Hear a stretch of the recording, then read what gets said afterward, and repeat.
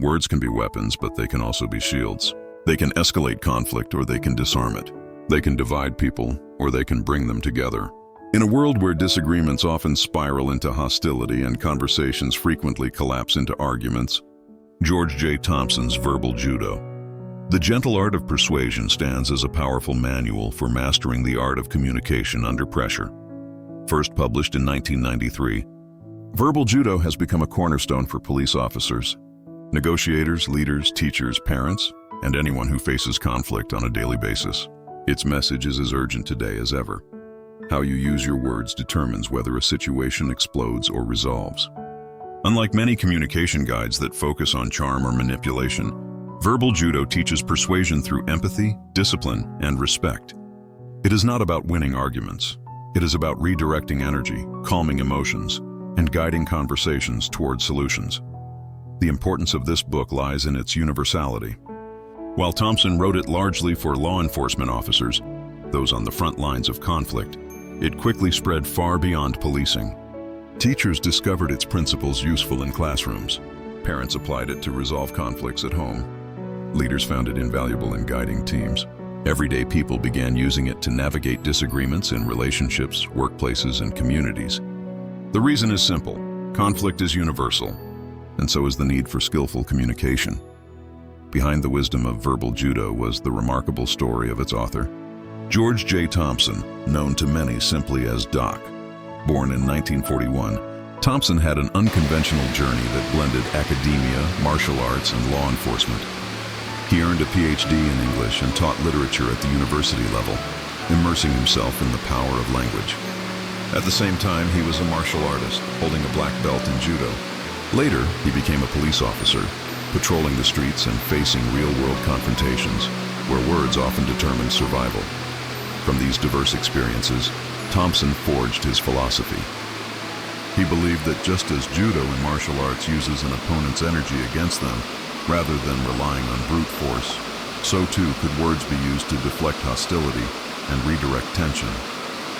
He saw communication as a form of verbal martial art, hence the term Verbal Judo. His philosophy was rooted in empathy, respect, and tactical communication, the ability to remain calm under stress, de-escalate conflict, and achieve goals without resorting to force. What made Thompson unique was his blend of scholar and street cop. He knew Shakespeare and he knew the streets. He could quote poetry, but he also knew what it felt like to face an angry suspect in a tense encounter. This dual background gave him an authenticity few could match. He didn't just study words, he tested them in the toughest arenas where failure could be dangerous. His success made him one of the most sought-after trainers for law enforcement agencies worldwide, and his teachings began to shape how officers, leaders, and professionals communicate in moments of crisis. The purpose of Verbal Judo is not merely to help you win conversations, but to transform how you approach communication itself. Thompson teaches that persuasion is not about overpowering others, but about guiding them to cooperate voluntarily. It is about seeing the world through the other person's eyes, acknowledging their feelings, and then redirecting their energy toward a better outcome. In his words, never react out of anger. Always respond out of principle. At its heart, the book has three intertwined purposes: to empower individuals to control their own responses. You cannot control another person's words or actions, but you can control your own. By mastering yourself, you master the conversation. To teach tactical communication. Just as a martial artist studies moves to redirect physical energy, Verbal Judo provides verbal strategies to redirect emotional energy. These tactics keep conversations productive, even under stress. To restore respect and empathy to human interaction. Thompson believed that effective communication begins with treating others with dignity, even in disagreement. Persuasion without respect is manipulation, but persuasion with respect builds trust. This purpose gives Verbal Judo a depth far beyond conflict resolution. It is not just a book about handling arguments. It is a book about living with emotional intelligence. It calls us to stop reacting out of ego and start responding with wisdom. It invites us to step into the shoes of others, to recognize their humanity, and to speak in ways that move both sides toward understanding. The brilliance of Thompson's approach is that it works everywhere. A police officer calming a hostile suspect, A teacher addressing a disruptive student, a parent negotiating bedtime with a child, a manager resolving a workplace dispute, a husband and wife navigating an argument. In each case, the principles of verbal judo apply because they are built on the unchanging truths of human nature. Why should people read this book? Because conflict is inevitable, but escalation is not. Because words can either inflame or inspire. Because in a world divided by misunderstanding, the ability to communicate with empathy, tact, and strength is no longer optional. It is essential. Thompson gave us more than a book. He gave us a philosophy. He showed us that in the heat of conflict, words can be weapons, but they can also be tools of peace. And the choice rests with us. George J. Thompson believed that words are like judo moves. They can redirect, disarm, and neutralize aggression without brute force. His teachings in verbal judo are not abstract theories. They are practical tactics forged in classrooms, tested on the streets, and refined in real human encounters. These lessons are not just about talking. They are about controlling yourself, respecting others, and achieving cooperation without conflict. Let us explore the heart of verbal judo, the key lessons, their applications, and real-world stories that illustrate their power. Lesson 1. Never react, always respond. Thompson's first rule of verbal judo is deceptively simple. Control yourself. Most conflicts escalate because people react emotionally. Someone yells and you yell back. Someone insults you and you counterpunch with words. But reactions born of anger or ego rarely solve problems. They magnify them. Application. Instead of reacting instinctively, pause, breathe. Ask yourself, what do I want to achieve in this situation? Then respond in a way that moves toward that goal. In practice, this means refusing to be baited by insults, keeping your tone calm and choosing words that diffuse rather than ignite. Illustration. Thompson often told the story of a police officer called to a domestic dispute. The husband hurled insults at the officer, trying to provoke anger. A reactive officer might have arrested him on the spot, escalating the situation. But this officer, trained in verbal judo, responded calmly, "Sir, I hear your frustration. Let's work together to solve this." The tension de-escalated and the man cooperated. The key was response, not reaction. Lesson 2. The 5 universal truths of human interaction. Thompson identified 5 truths about human beings that must guide communication. All people want to be treated with dignity and respect. All people want to be asked rather than told. All people want to be told why they are being asked to do something. All people want to be given options rather than threats. All people want a second chance. These are not negotiation tricks. They are human needs. When we violate them, we trigger resistance. When we honor them, we gain cooperation. Application. Whether you are a manager giving instructions, a parent guiding a child, or an officer giving lawful orders, respect these truths. Replace commands with respectful requests, explain reasons clearly, and always leave room for choice. Illustration. A teacher facing a disruptive student could bark, "Be quiet or get out," which invites rebellion. Or she could use verbal judo. "John, I need your attention so everyone can learn." You can either work with us here or step outside and catch up later. Your choice. The student's dignity is preserved, options are given, and compliance becomes more likely. Lesson 3. Empathy is your greatest weapon.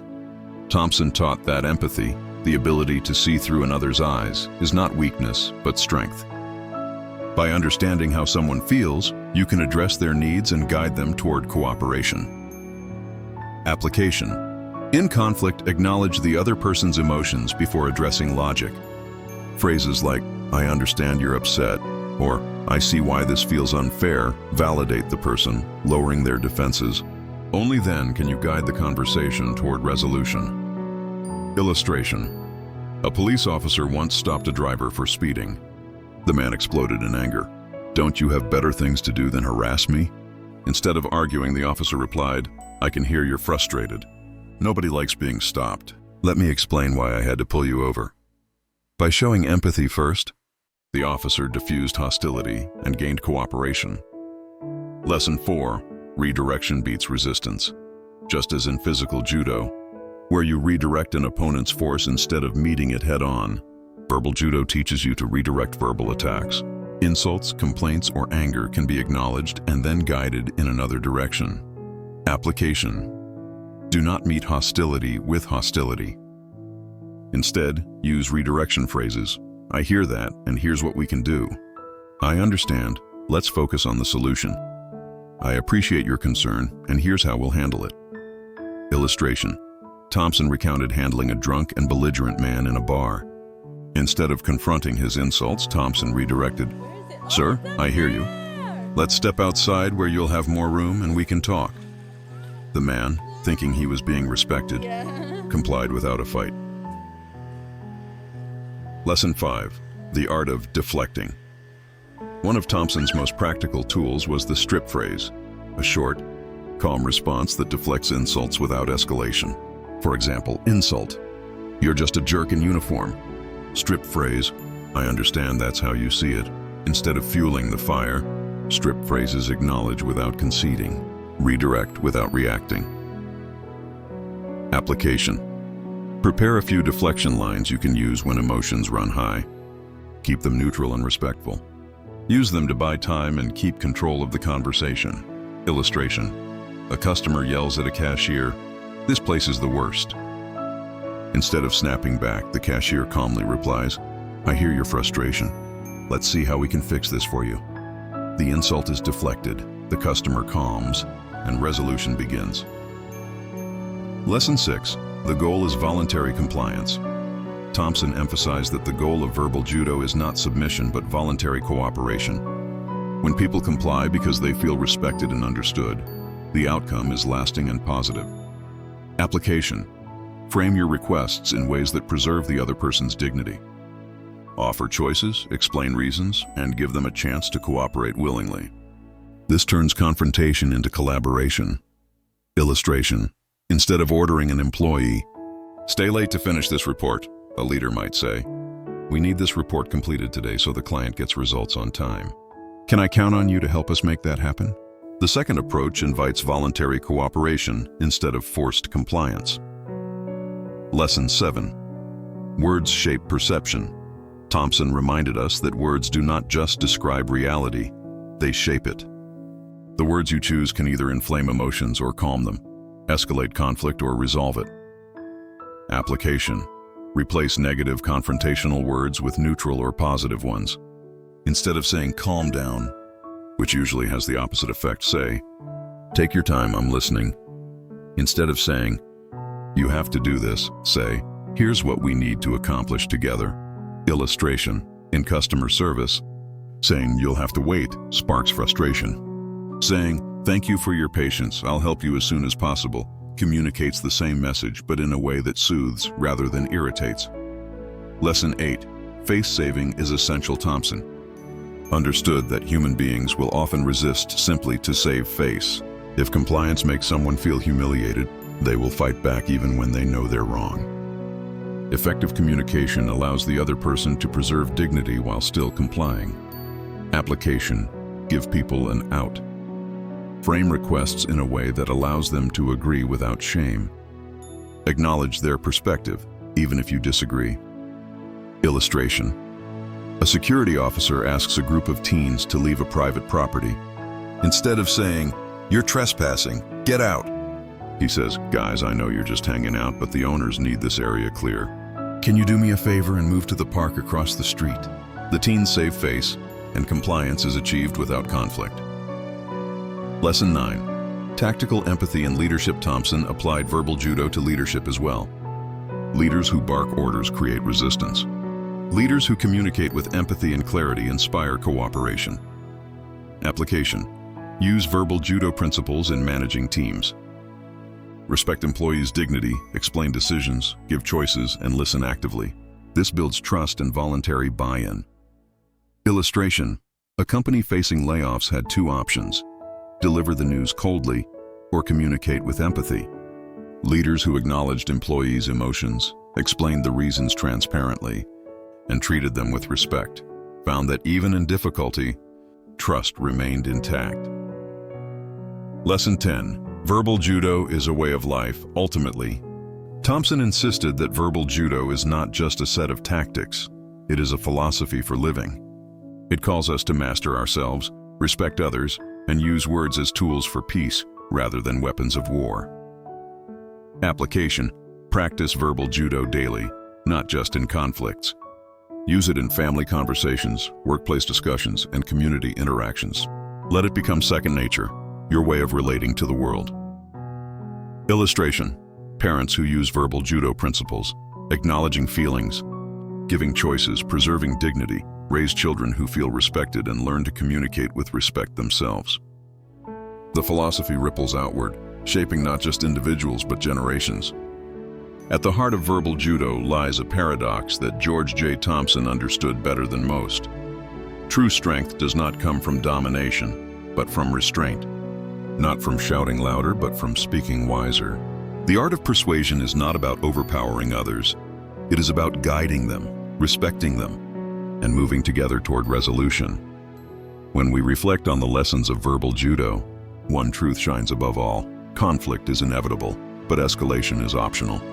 Every day we encounter situations that could explode, at work, in our homes, in our communities. The difference between chaos and peace often comes down to a single choice: how we use our words. Thompson's genius was to show us that communication is like martial arts. Just as a judoka uses an opponent's energy against them, we too can use the energy of anger, fear, or resistance and redirect it toward cooperation. Instead of reacting, we respond. Instead of attacking, we deflect. Instead of humiliating, we preserve dignity. And in doing so, we win something far greater than arguments. We win trust, respect, and lasting influence. Think of how different your life could be if you lived these principles daily. Arguments with loved ones would become opportunities for understanding. Workplace conflicts would turn into collaborative solutions. Encounters with difficult people would shift from battles of willpower to exercises in empathy and discipline. You would no longer be controlled by anger or ego. You would be in control of yourself, and therefore in control of the conversation. This is the essence of verbal judo: mastering yourself so you can master the moment. It is not a trick. It is not manipulation. It is a way of life built on respect, empathy, and tactical communication. And so the final challenge is this: do not let this book remain theory. Apply it. Begin with one principle, perhaps the discipline of never reacting, only responding, or the practice of giving people choices instead of threats, or the habit of using empathy as your first weapon in any conflict. Slowly, these habits will become your nature. Remember Thompson's own words: when you react, the event controls you. When you respond, you are in control. That choice, reaction or response, can shape your career, your relationships, your peace of mind, and even the safety of those around you. So let us choose wisely. Let us choose the gentle strength of words over the empty force of anger. Let us practice verbal judo not only in moments of crisis, but in every conversation we have. And in doing so, let us build a world where words heal more than they harm, where persuasion replaces coercion, and where respect guides every interaction. The power is already within you. The next time conflict arises, do not fight harder, speak wiser. Subscribe to Awaken Greatness for more inspiring lessons, and comment below to share your thoughts.